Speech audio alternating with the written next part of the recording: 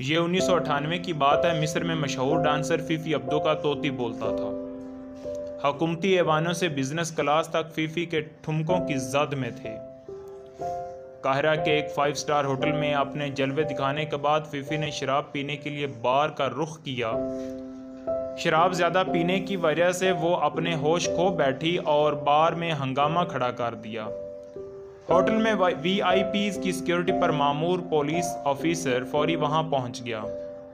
उसने बड़े मुअद्दिबाना अंदाज में फीफी से कहा कि आप एक मशहूर शख्सियत हैं और इस तरह की हरकतें आपको जेब नहीं देती। ये ऑफिसर खुश मिजाजी और खुश अखलाकी के लिए मशहूर थे। इस होटल में क्याम करने वाली अहम शख्सियात उन्हें पसंद करती थी। वो एक फर्ज शनास ऑफिसर थे।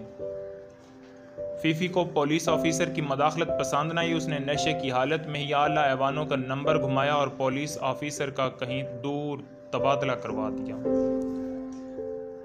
अगली शाम जब फीफी का नशा उतरा, उसने होटल इंतजामिया से पुलिस ऑफिसर के मुतालिक पूछा। उसे बताया गया कि आपने उसका तबादला करवा दिया है। फीफी ने फिर फोन घुमाया। सरकार ने पुलिस ऑफिसर को वापस होटल रिपोर्ट करने का हुक्म दिया। पुलिस ऑफिसर ने पुलिस से मुताल्लिका वजीर को अपना इस्तीफा पेश किया। उन दिनों वजदी साले वजीर होते थे। वो वजीर ने हैरत से पुलिस ऑफिसर से पूछा कि इस होटल में ड्यूटी करने के लिए पुलिस ऑफिसर बड़ी बड़ी सिफारिशें करवाते हैं, आपको दूसरा मौका मिला लेकिन आप इस्तीफा पेश कर रहे हैं। पुलिस ऑफिसर ने तारीखी जवाब दिया, जिस मुल्क में एक शराबी औरत के इशारे पर ट्रांसफ़र और एक रक्कासा के हुक्म पर वापसी हो, उस मुल्क में किसी गैरतमंद का रहना आर और ऐब है।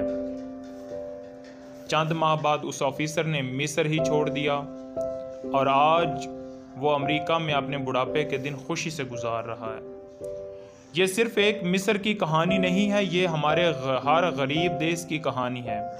ये मेरे मुल्क की भी कहानी है, लेकिन हमारी इनफरादी और इज्तिमाई गैरत मर चुकी